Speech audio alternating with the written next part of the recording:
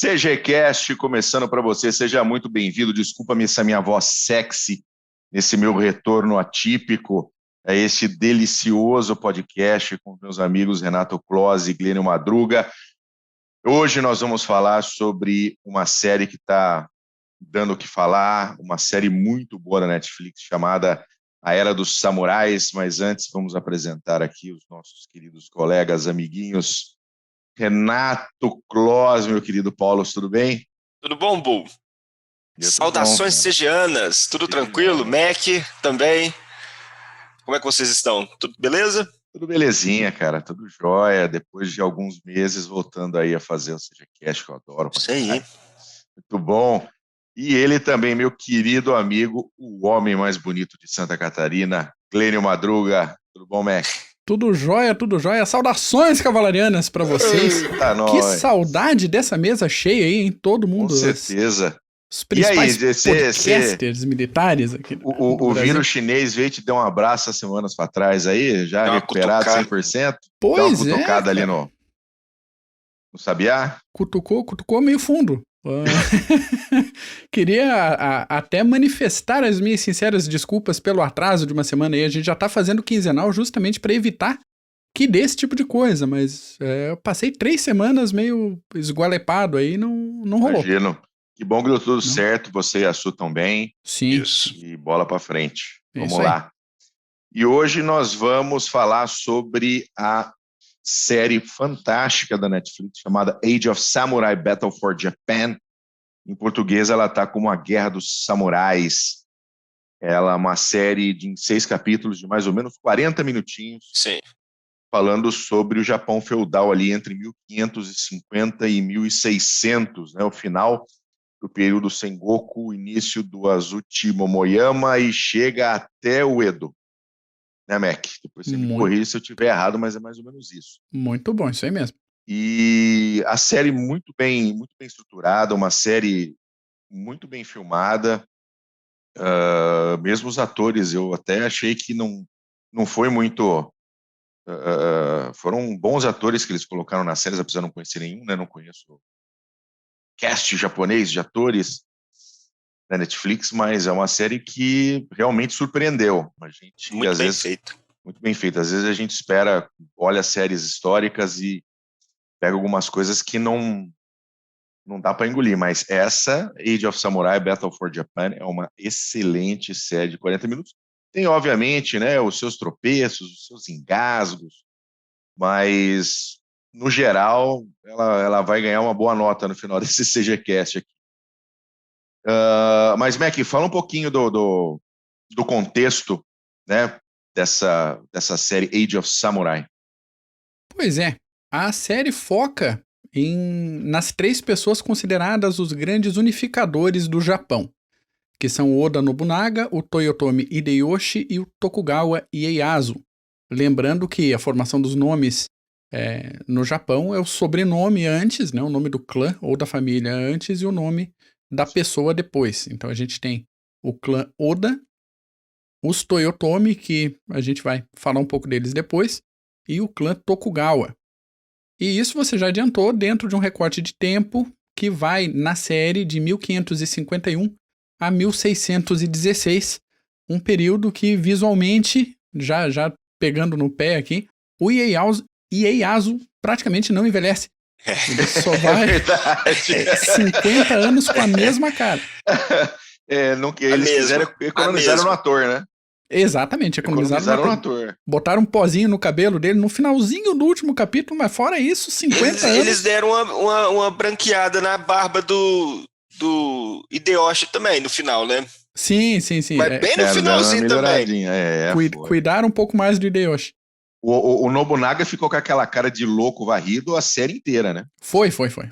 Também outro ponto que a gente vai comentar. Já começou regaçado, já cabelado, cheio dos cabelos, cabelo pra tudo quanto é lado, só entornando o saque toda hora, então eu já tava perdido já no começo. A série começa com a morte do pai dele, né? Isso. O pai do Nobunaga, né? Do Nobunaga.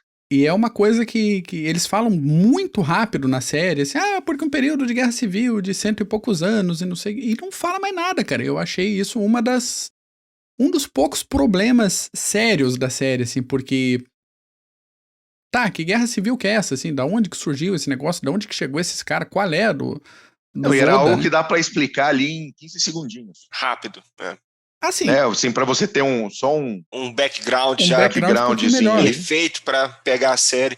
E não, eles já foram direto. Já desbanda aí. E particularmente eu acho que a série podia ter 10 episódios. Primeiro episódio só pra esses antecedentes e alongar mais algumas coisas aí durante a série, mas daí é aquele esquema, chatice minha.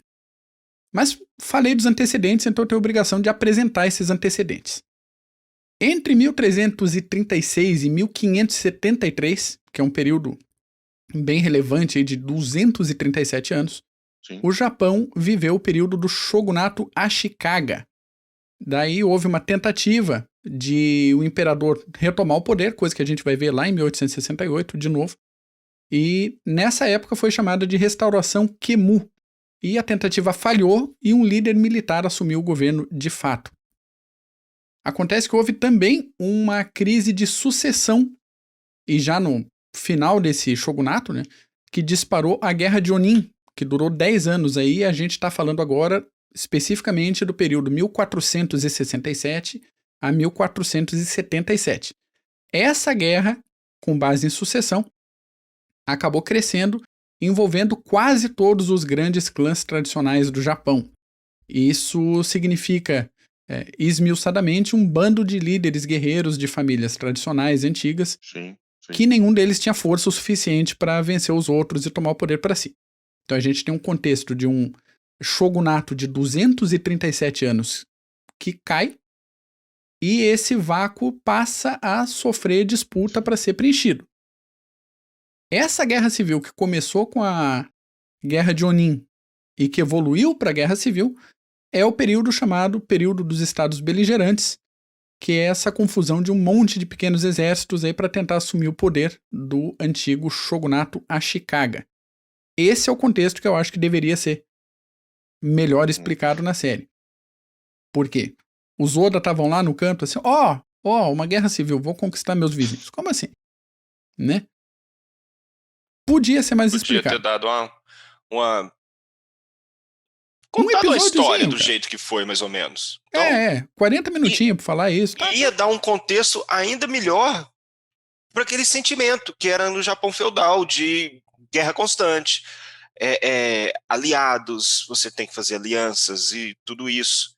E não foi falado. Uhum. Isso me lembrou muito desses estados beligerantes, aquilo da época da China, do Sun Tzu, e dos estados também beligerantes. É a mesma história, os estados guerreando entre si, alianças, um furando o olho do outro, e é assim que é isso que é política. Exatamente. Política old fashion. Exatamente, do jeito que ela é. É exatamente isso. É sempre um que resolve ter esse apetite por eu quero ter o poder e querer se sobressair perante os outros. Sempre teve isso. E foi o que aconteceu. Que eles já pularam e já mostraram o que resolveu liderar todos, que foi o Nobunaga. Mas tem todo esse background antes aí, que é super importante. Então nós tínhamos um período de guerra civil provocada por um vácuo de poder, e aí a gente chega no primeiro capítulo falando sobre a morte do pai do Oda Nobunaga, que fazia parte dessa guerra civil. Não é? Era um grande clã. E aí aparece o Oda Nobunaga, aparece um bêbado maltrapilho, descabelado. Meteu o louco no funeral do pai. Meteu o louco no funeral do pai. E ele fica com essa cara de louco maltrapilho, meteu o louco e de sabe, craqueiro. A série inteira, até morrer. Uma coisa que me chamou atenção, só te cortando, Bu, rapidinho. Não, vai lá. Mas lembra que eles falaram que até a morte de pais matando filhos, filhos matando pai, mães matando filho, irmãos matando o outro. Olha que ponto que era essa busca pelo poder. Imagina que, assim, esses caras, eles tinham também as suas concubinas. Então, além disso, ainda devia ter uma meia dúzia de bastardo por aí. Sim. Então, a putaria estava formada, cara. A putaria estava formada, não, Mac? Exatamente. No final do clã... Esqueci o nome. Ashikaga, um dos herdeiros nomeados estava lá tentando fazer a carreira religiosa dele de monge. Foram buscar o cara dentro do monastério, falando, você vai assumir o shogunato. O cara, como assim? Sabe? Bagunça. E a coisa que a gente vai ver durante a série, claro, na história, durante a série, essa questão de alguém chegando no final do governo e não tem herdeiro reconhecido. Toyotomi. O Toyotomi.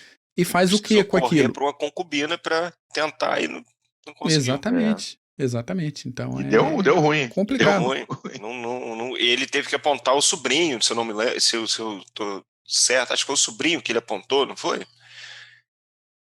Não, ele foi o conselho, né? Pra cuidar do certo, filho. Isso mesmo. Ele fez o conselho para cuidar do filho e... mas tava cada um... cara que ia dar ruim aquilo, né? Lógico, né? E ele sabia que ia dar ruim, mas ele fez. Tava morto, tinha né? que ser feito, tinha o que dava pra fazer, ele fez. E até nessa parte tinha estratégia, vocês viram? Eu vou escolher 5 que cada um tem um problema com o outro. Uhum. Então, um vai ficar sempre vigilante do que o outro está fazendo. Foi inteligente, mas... E a busca pelo poder? Será que todo mundo iria se sentar passivamente? Deixa o menininho crescer aí. Deixa crescer aí. Lógico que não. Vocês estão vendo a minha tela, esse aqui é o Castelo de Osaka. Olha só. Mandado construir e pago pelo próprio Toyotomi Hideyoshi. Castelo de Osaka que ainda existe no Japão. Mas vamos falar da série, Mac. Vamos dar continuidade aí, que a gente já começou a voar. A voar demais.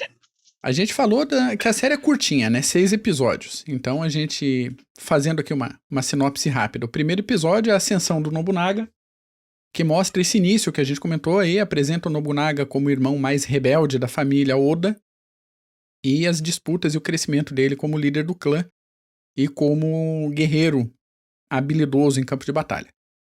O segundo episódio é o Tomando o Poder. Ele começa a chamar atenção e conquistar os vizinhos ali no Japão Central. Sim. E enfrenta o Daimyo Takeda Shingen, baita guerreiro também. Terceiro episódio, o Rei Demônio. O Nobunaga segue conquistando o território e na série ele começa a ser apontado como maluco e a liderança é questionada até que ele é traído pelo Akechi Mitsuhide.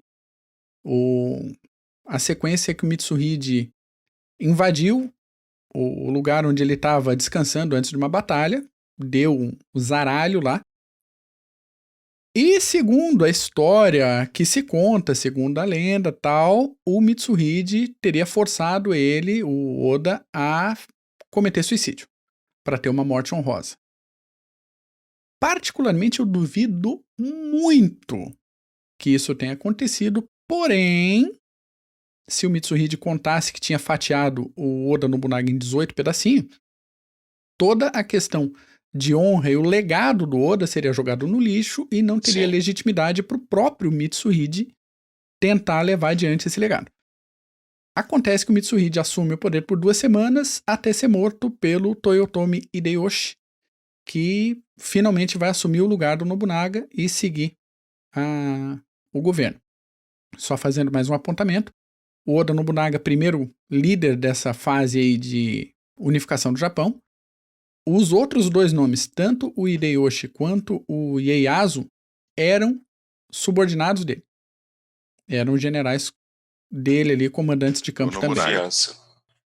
Exatamente. Capítulo 4, controle completo. O Hideyoshi segue conquistando algumas províncias, os outros clãs, e se estabelece como o daimyo mais poderoso do Japão. Mas tem um espinhozinho na garganta, um tal de Dachi Masamune, que era um daimyo do norte, uma terra pequena, mas bravo. Aquele esquema do País Basco, que tá lá no canto dele, mas ninguém chega direito no cara. Ele já entrou na série, já... Bela cena, né? Nossa Senhora! Bela cena. E ele não aceita muito bem aí o comando do Hideyoshi, mas depois eles acabam negociando. Capítulo 5, Catástrofe. O Hideyoshi pacifica o Japão, com quantas aspas vocês quiserem aí. Sim, pode pôr bastante. Pode pôr bastante. Faz umas gambiarra ali para assumir o governo civil e assume um posto que é mais ou menos o equivalente ao primeiro-ministro. Inventa uma linhagem para si próprio, né? Faz Você se enfia na linhagem do... Isso, inventa documentos oficiais aí, o imperador dá o ok, vida que A segue. burocracia é minha. E resolve, assim, botei mais ou menos ordem no Japão, vou invadir a China. O que pode dar errado, não é mesmo? Pode dar errado. E o capítulo 6, que se chama O Nascimento de uma Dinastia. O Hideyoshi velho tem um filho muito novo para assumir o governo, e daí tem isso que a gente falou agora há pouco.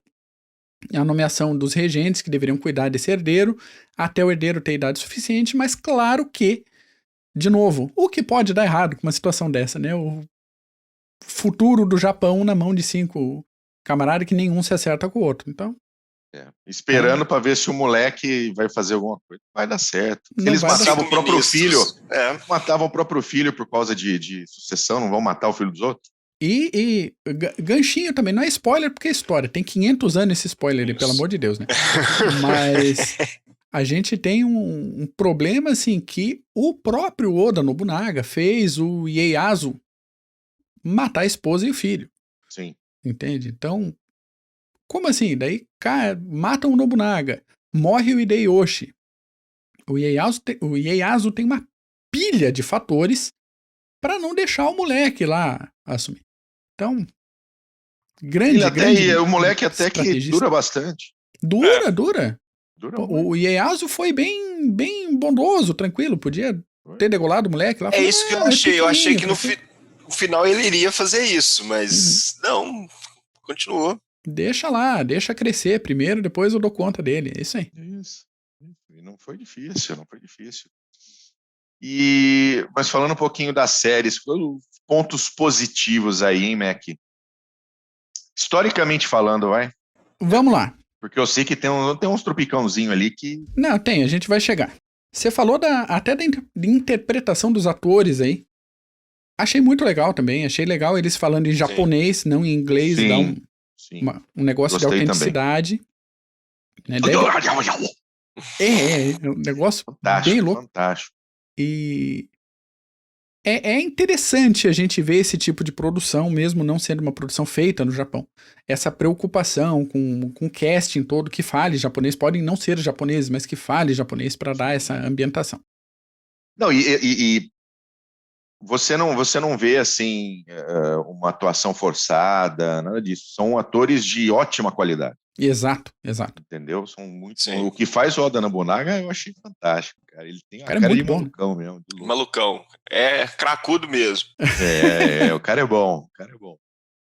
A estrutura narrativa eu gostei também. Gostei muito. Que também. alterna essa reencenação com a fala dos historiadores. Sim. Bem legal. Eles, só uma coisa, eles usaram o Stephen Turnbull, um dos maiores autores de história de samurais, as invasões, ele tem vários livros da Osprey sobre esse tema, então é a pessoa correta. Eles usaram também historiadores japoneses. Exato. Né? Sim. Exatamente.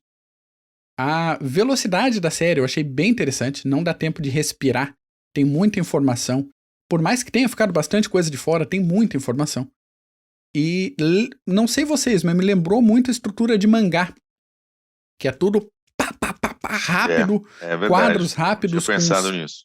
Com sangue espirrando na tua cara, o tempo todo. É bem ligeiro. Falando em sangue. Espirra muito mesmo. Coisa que tá ali por trás da narrativa direta. Gostei dos 2 elementos principais que estão o tempo todo na tela, que é sangue e tinta.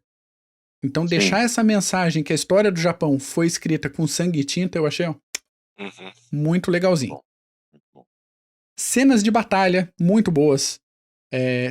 Tudo com tiro, com flecha, com lança, com katana, com sangue, pra cabeça rolando. Quem acha que samurai era só katana e arco e flecha, você vai ver que não é bem assim. Não é bem assim. dou um destaque aqui para a cena da batalha de Sekigahara, que ficou um primor.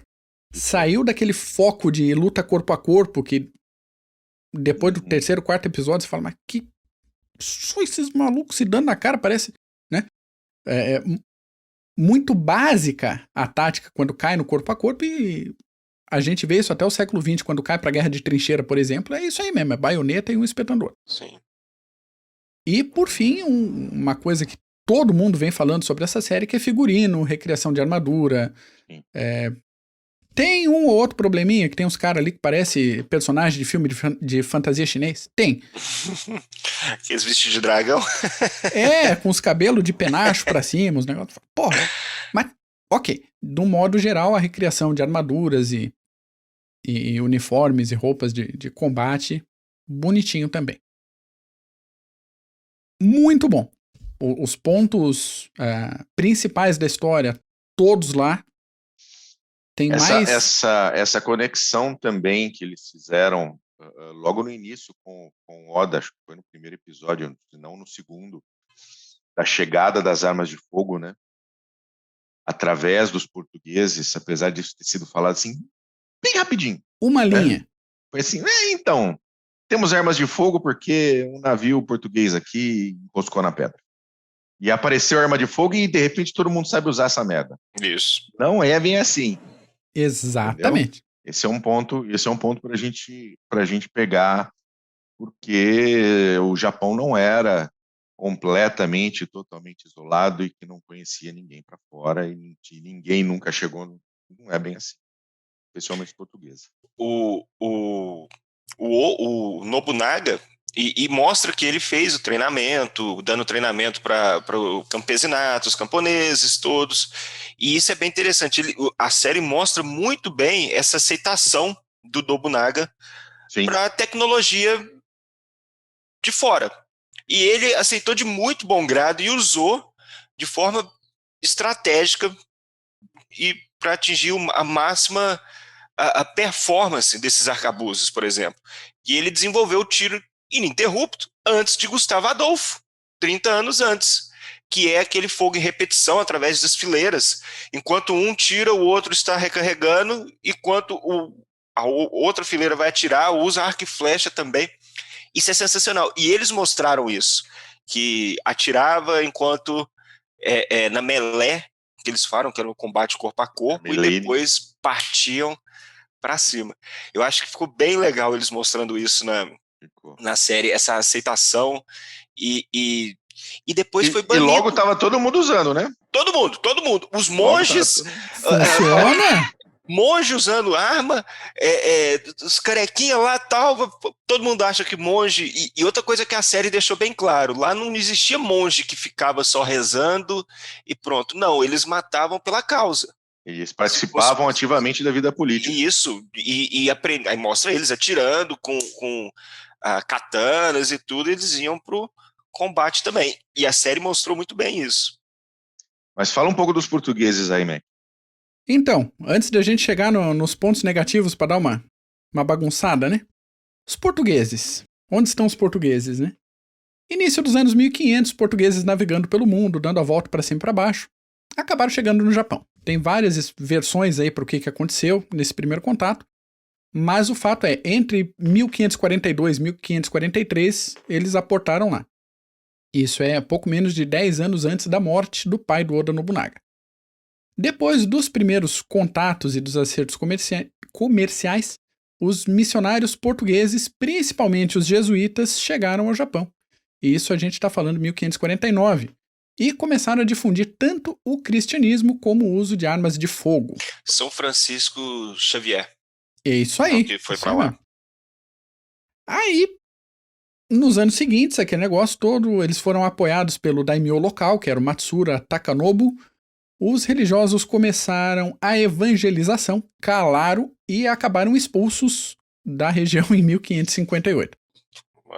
Os portugueses se estabeleceram depois ali na região de Nagasaki e reiniciaram a influência com outro daimyo apoiando. O comércio cresceu, as armas de fogo entraram em definitivo na dinâmica da guerra, os japoneses aprenderam a fabricar armas de fogo, então começaram a fazer os próprios armamentos, o tráfico de gente do Japão para fora e de fora para dentro do Japão começou a ficar mais comum. Então, escravos japoneses, por exemplo, eram ostentados em Lisboa, não eram desejados para o trabalho braçal, como os escravizados africanos, mas mais para trabalho de dentro de casa. E alguns africanos foram levados para dentro do Japão também. E os japoneses achavam muito bonita a estética dos africanos. Até algumas representações do Buda no Japão, o Buda é representado como negro, para ver como é que funcionou essa dinâmica. E a gente tem notícia de pelo menos um samurai negro, um moçambicano chamado Yazuki, que a gente já falou aqui no podcast do CG. Sim. Que lutou nas tropas do Nobunaga e depois lutou pelo filho, o Oda Nobutada. E, enfim, o cristianismo se expandiu chegando a 95 jesuítas até o ano de 1600.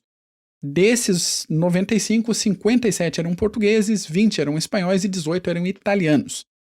Vários daimyos, a gente está falando de 86 daimyos no total, se converteram para o cristianismo e a população japonesa cristã chegou a 300 mil pessoas na época. Caramba. Isso influenciou muito a dinâmica da realidade do Japão na época, e isso, infelizmente, a série não mostra. Falando em interferência, além dos jesuítas, tinha também dominicanos, franciscanos e agostinianos no Japão. O Hideyoshi ficou com um pé atrás com essa expansão. A Rádio Fofoca acusou ali na época que a evangelização acontecia sempre um pouco antes de uma tentativa de conquista militar, então ele arrepiou todo o pelinho do lombo. E houve, de fato, um episódio de resistência armada contra as tropas do Hideyoshi. O Hideyoshi passou a ver essa presença como uma possível fonte de problemas maiores, como foi aquele grupo de monges budistas que o Paulo comentou agora, sim. Os Ikoiki. E, em 1597, mandou crucificar 26 cristãos em Nagasaki. Para dar um exemplo, foram os 26 mártires cristãos de Nagasaki. Mas a coisa ficou feia mesmo depois que o Ieyasu assumiu o poder. Ele via os cristãos como ameaça à estabilidade do Japão. Então baniu missionários e depois baniu o cristianismo. E acabou que os Tokugawa implementaram o isolamento japonês quase completo, mantendo comércio esporádico somente com a Holanda. Holanda? Como assim, né? Em 1637 aconteceu uma revolta contra o aumento de impostos em uma região que a maioria da população era cristã. Os Tokugawa arrebentaram a revolta, eram 125 mil soldados Tokugawa contra, no máximo, 40 mil revoltosos, e arrebentaram a revolta com a ajuda dos holandeses. E depois expulsaram todos os estrangeiros, os europeus, que ajudaram os revoltosos. Então foi embora italiano, espanhol, português, tudo. Só ficou uma base de comércio e intercâmbio científico entre a Holanda e o Japão. E esse foi o único contato mais permanente que o Japão teve até a metade do século XIX, quando caiu o shogunato Tokugawa. A gente tem uma presença muito forte de Portugal nessa época aí retratada na série, tanto durante o período do governo, vamos dizer assim, das conquistas do Oda, quanto do Hideyoshi, e o negócio acabou só lá com os Tokugawa. Só que a série praticamente não fala, só tem uma linha lá porque os portugueses trouxeram os arcabuzes e pronto. Fica meio esquisito. Tinha que ter alguém ali num hora após, né? Tinha. Conversar com o Oda. Porra, tava cheio de gente que falava português. Saque com vinho do Porto. Tanto que tem descrições de portugueses que falam do Nobunaga e passam uma descrição completamente diferente daqueles mulhambados que a gente viu na série. Então, aquilo ficou muito forçado desde o início. Assim, de repente ele chegou bebum lá no funeral do pai e resolveu tocar o zaralho. Ficou na mesma vibe até o final. Ficou com cara de maluco até o final. Aqui isso foi um pouco... A gente sabe que as pessoas não são assim, né? Por mais maluco que o cara seja. E o português falou, muito bem educado, muito bem aprumado, limpo, fino no falar, no trato, no comportamento. Então, Ele parecia um louco putanheiro, né, na série. exatamente. Então, vamos falar dos pontos negativos aí. Primeiro, a falta dos portugueses, que é um dos principais, na minha opinião. Depois, agora eu vou incomodar alguns aqui. Se fala na série mais de uma vez que os samurais foram os melhores guerreiros da história da humanidade, a katana foi a melhor espada da história. Isso é mais uma torcida do que um fato, né? A katana não aguentava muito impacto, o aço não era tão grande coisa assim também. Tinha todo o trabalho de laminação, a gente sabe disso, mas não era aquilo tudo também. Individualmente, os samurais eram muito bons? Eram. De uma forma geral, sabiam combater em grupo? Não, era mais combate individual. Então, peraí, vamos menos, né, pessoal? Melhores guerreiros. Bem menos. Outro ponto que me incomodou um pouquinho foi a quantidade de historiadores e não a quantidade em si, mas todo mundo concordando. Eu acho tão mais legal quando o pessoal discorda, quando tem dois pontos de vista conflitantes e daí meio que joga pra audiência, assim, com o que você concorda mais? Com esse ponto de vista ou com esse ponto de vista? Esse não era o... Como é que você... Narrativa limpa, né? A narrativa tinha que ser todo mundo ali bonitinho, se fosse europeu, fosse oriental, a narrativa tinha que ser a mesma, né? Tinha que ser redonda, mas beleza. Devia estar na ficha de inscrição, né? Exatamente. Precisamos de historiadores para a série. O que você acha que aconteceu no Japão? O que você acha do Oda Nobunaga? Separa suas falas aí e pronto. Exatamente. Ou então você pode ser assim, concorda? Né? Vamos concordar nessa? Quero aparecer na série da Netflix. Vi alguns probleminha de cenário. Por exemplo, cama alta, com um pé desse tamanho como se fosse cama moderna. Não existia isso no Japão. Tá? Não tinha. Tem algumas cenas de templo que a gente sabe mais ou menos quais templos que eram, que os templos até hoje são de madeira, as paredes tudo de pedra. Uhum. Claro, tô indo naquele detalhe assim, mas o que isso interfere na história? Nada, mas questão de cenário. É chatice nossa mesmo. É chatice nossa, é pentelhação nossa. Um ou outro probleminha de mapa, como a localização do clã Oda. Teve também. Interfere na história? Não interfere. Mas o nosso trabalho aqui, ser chato, é apontar problema. Qual que é a graça se a gente não puder apontar, né? Poxa, a gente lê tanto sobre esses negócios, tem que apontar mesmo. Exatamente. E a gente cai aqui na questão que você apontou, Bu, das personalidades muito estereotipadas. Sim. Então, os três são retratados como grandes gênios, meio saído do nada, quando, na verdade, existia todo um contexto social, cultural de clãs que tornou possível o surgimento desses homens. O próprio Ieyasu é um representante clássico de clã poderoso, que podia não estar por cima na época do fato, mas era um clã antigaço. Um clã 400 do Japão, né? Exatamente. Então, pensando assim, conversando assim, parece um negócio evidente, mas na estrutura da série fica meio esquisito, fica meio assim, do nada um gênio militar. Assim. Um nobre, né? Apareceu um nobre de linhagem Exatamente. real e juntou com o Nobunaga. Apenas isso. Não, eu bato de novo no prego do Nobunaga aí. Ele aparece como louco, ele é sempre retratado fisicamente na sua imagem como destrambelhado, cabelo reganhado, enche a cara, cheio de concubina para todo lado, não quer saber de nada, eu mato mesmo, e é o gênio militar, e é isso aí mesmo. Exatamente. Ou seja, parece que é uma desconexão, né, entre a realidade e aquilo que eles queriam mostrar. Não sei se é aquela questão também da licença poética. Vamos retratar este personagem desta maneira, aquele da outra maneira, para tentar ter um contraste. É possível. Porque a metade das cenas do Nobunaga, ele tá ou bêbado, né, pedindo mais saquê, ou mandando cortar a cabeça dos outros. Isso que eu ia falar agora, ou mandando cortar a cabeça. E dando risada, né? Só a mãozinha aqui, ó. É verdade. Cabecinha rolando. Pô, gente, pera. E a mesma cena é repetida várias vezes durante a série. Sim. E assim, eu já entendi que ele mandava cortar a cabeça dos caras, sabe? Aquela menina cortaram a cabeça daquela menina lá umas 15 vezes. Não é? E não é só com o Nobunaga, o Hideyoshi é o cara que começou naquela categoria mais fuleira de samurai, vindo de uma família de camponeses, o negócio e tal, conseguiu subir toda a hierarquia de poder até ser o grande comandante do Japão e acabar de fato com essa guerra civil que a gente comentou. Ainda assim, né, a série passa uma impressão de um camarada que subiu demais na vida e acabou ficando meio descompensado com o excesso de poder. Sim. Então tem uma mensagenzinha assim, como o poder corrompe, não é mesmo? E o Ieyasu aparece como o guerreiro sábio, o estereótipo do guerreiro sábio, que acompanhou, né?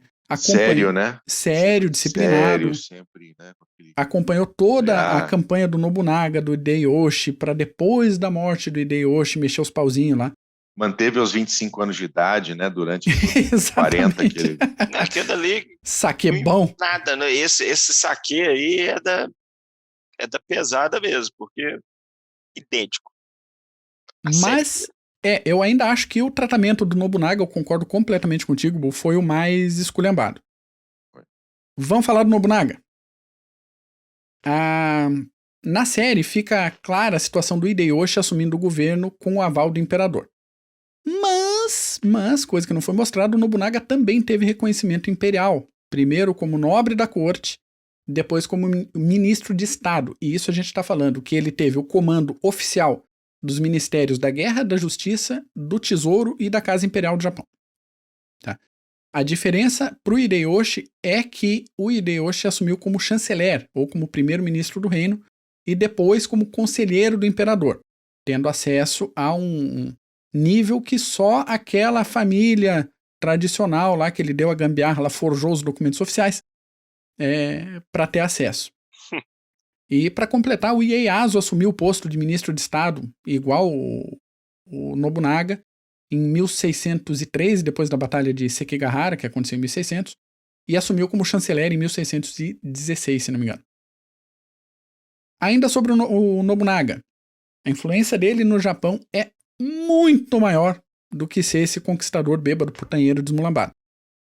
Ele, fazendo cor contigo, Paulo, não usou só os arcabuzes em campo de batalha, ele usou canhões, ele bolou o sistema do tiro cadenciado, ele ampliou o uso de lanças longas como contramedida para cavalaria. Ele iniciou o uso de navios blindados. E isso a gente está falando 1500 e pouco. Ele começou a reforçar navio com metal. O Hideyoshi depois aprofundou isso, e quando ele fez a invasão da China, ele tinha navios inteiros recapados de metal para proteger do fogo inimigo. Então a gente tem o surgimento dos navios blindados aí. O Nobunaga ainda manjava muito de economia doméstica e de economia geral. Então ele aprofundou o sistema de gerenciamento de terras, fez um sistema onde os castelos eram a base e o centro da economia local de cada região. Um negócio bem próximo do que foi o desenvolvimento dos burgos na Europa. Sim. E ele aperfeiçoou o sistema de estradas para movimentar melhor as tropas. Então, quando a gente vê aquelas movimentações rápidas depois, com o Hideyoshi, com o Ieyasu, correndo para lá e para cá e pegando atalho, não sei o quê, o Nobunaga já estava trabalhando estrada há muito tempo para poder movimentar a tropa. Chegou até, na questão da economia, o Nobunaga acabou com alguns monopólios para gerar aí concorrência de mercado e trabalhou com isenção de impostos para aquecer a economia. Coisa que, nossa, que moderno, que século XX que é isso? O cara estava fazendo isso no século XVI. Pensando em cultura, foi no comando do Nobunaga que se criou e que se difundiu a tradicional cerimônia do chá. Isso foi idealizado para ser parte de reuniões de tratamento de governo e de estratégia, e isso permaneceu depois. O Hideyoshi também financiou, aprofundou algumas melhorias, mas começou com o Nobunaga, e assim como algumas vertentes tradicionais do teatro japonês que surgiram nessa época. E sobre religião, a série mostra o Nobunaga como esse sujeito que não respeitava as tradições. Não era bem assim também. Ele não tinha uma afeição especial por nenhuma religião, seja ela Shinto, budista, enfim.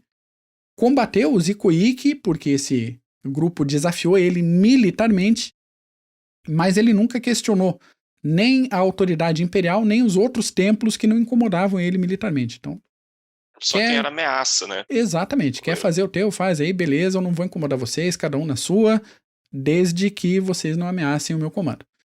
Então, é uma figura que eu acho que foi meio bem destratada na série, que merecia um negócio um pouco mais elaborado, um pouco mais condizente com o tamanho do papel que ele teve. Não só como um capitão de campo de batalha, mas como um sujeito que implementou tantas mudanças que refletiram séculos e séculos no Japão depois. Só uma coisinha, Mac, eu acho que eles focaram mais até na parte militar, do gênio militar do Nobunaga. Sim. E deixaram de lado essa parte mais do governante. De uma forma geral, né? Sim. A série focou mais em pessoas e combates do que no governo e no que foi estabelecido. Do que no próprio efeito dessa pessoa sobre o Japão em si. Né? Sim, a parte estratégica mostraram muito bem, ele atacando o uso combinado de armas que nós citamos, atacar o líder quando ele, agora eu esqueci o nome do que ele atacou, mas ele atacou o líder em vez de derrotar o exército. Eles mostram muito bem, em vez de tática de flanqueamento, derrota o líder e por causa disso todo mundo vai voltar, ele derrotou todo mundo. Essa parte eles mostram muito bem, mas só isso mesmo. Porque eles focam bastante nesses líderes, né, nos três principais. Você tem aqueles coadjuvantes. A série fala muito de como essas pessoas mudaram o Japão, mas a série não fala da mudança efetiva no Japão, né? Desse sociedade, ponto, né? Como sociedade, exatamente. Talvez isso seja uma falha da série, ou talvez não tivesse tempo para isso também, fazer talvez a temporada 2. Talvez.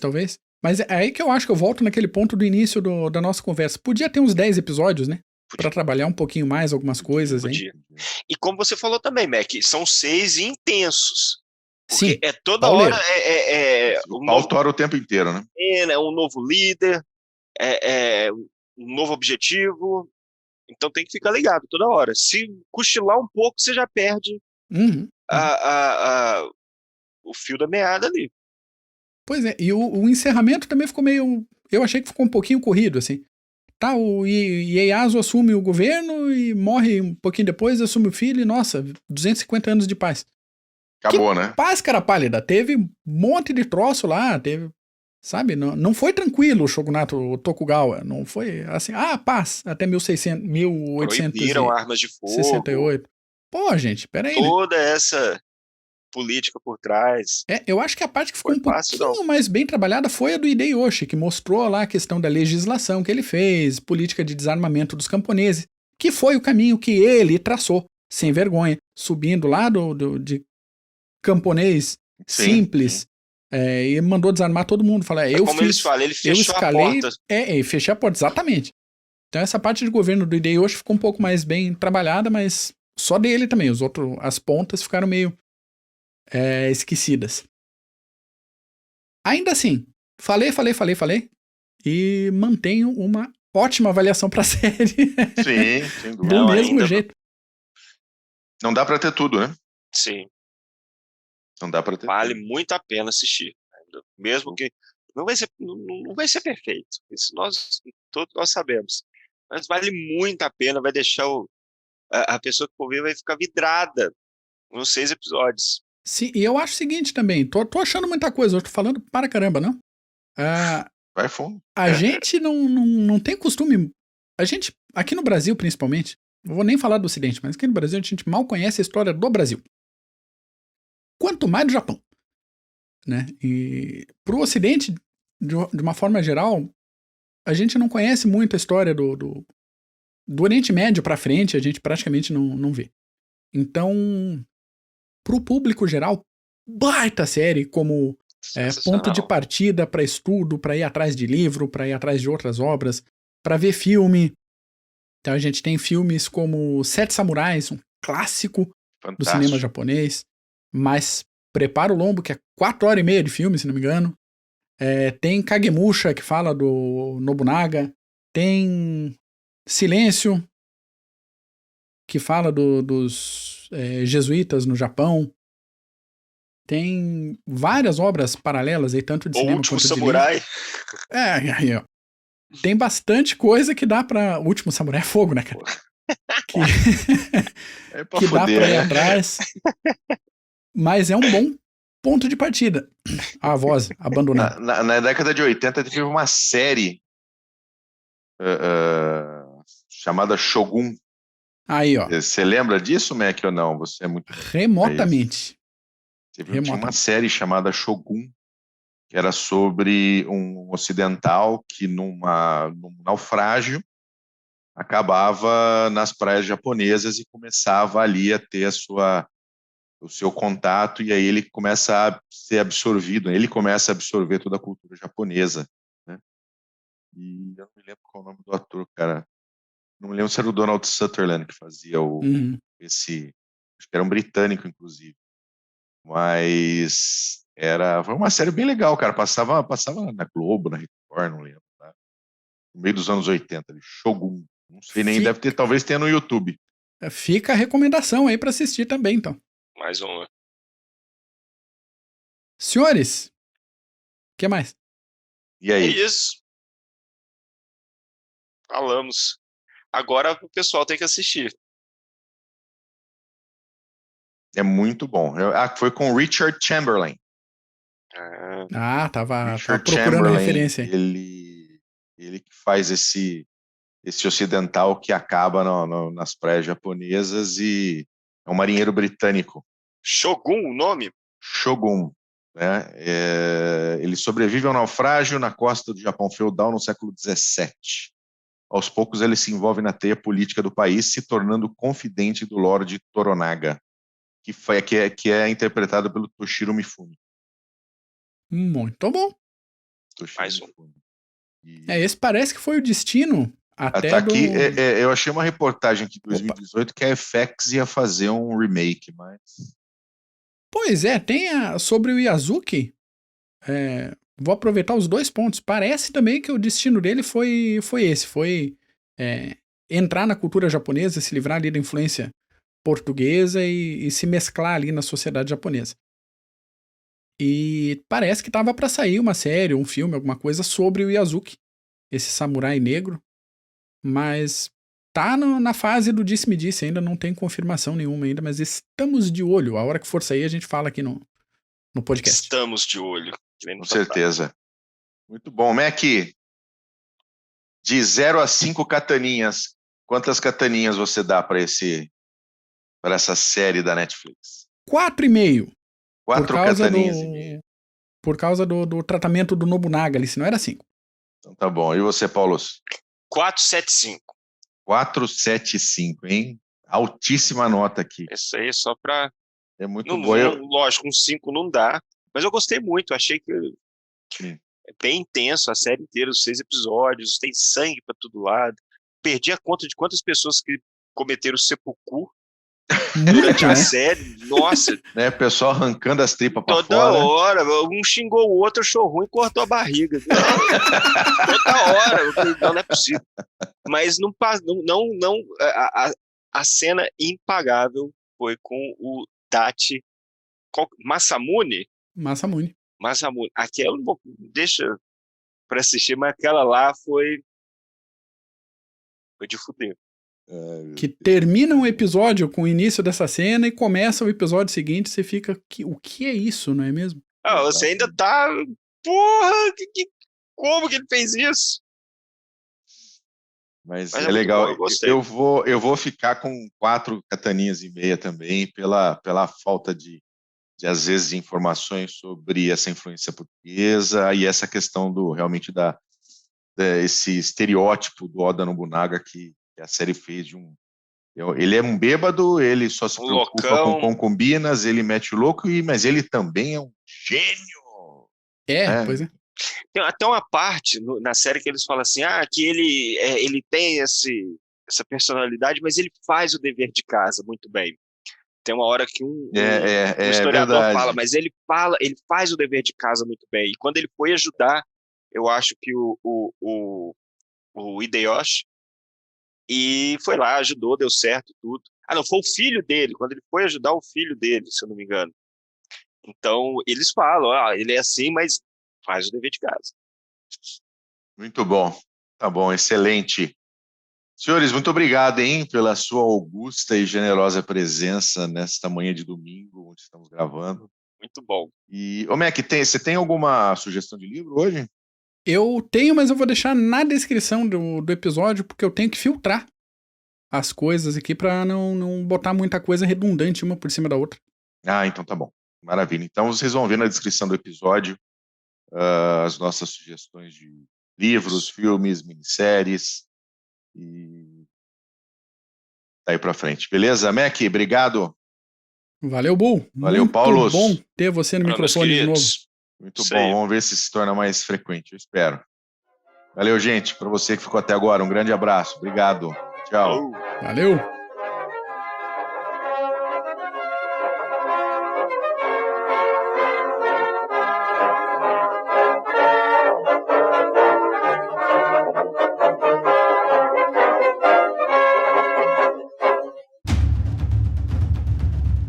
O processo de internacionalização das empresas vem colocando cada decisão institucional à prova. E para ter destaque nesse cenário cada vez mais dinâmico, é necessário que o profissional compreenda questões políticas, geopolíticas, estratégicas, diplomáticas, jurídicas, sociais e éticas. Nesse sentido, a Columbus, pós-graduação de alta performance, promove o curso de Relações Internacionais e Diplomacia Empresarial. Este curso é coordenado pelo professor Marco Túlio Delgobo Freitas e é voltado para profissionais que trabalham em um contexto internacional ou queiram atuar na área de relações internacionais. Se a sua área de atuação for direito administrativo ou gestão estratégica de marketing, a Columbus também tem cursos de pós-graduação que vão te ajudar a desenvolver habilidades e competências para sair na frente como um profissional completo e dinâmico. Acesse o site columbuseducacional.com.br. Informe que conheceu os cursos através do podcast Clube dos Generais e garanta 10% de desconto.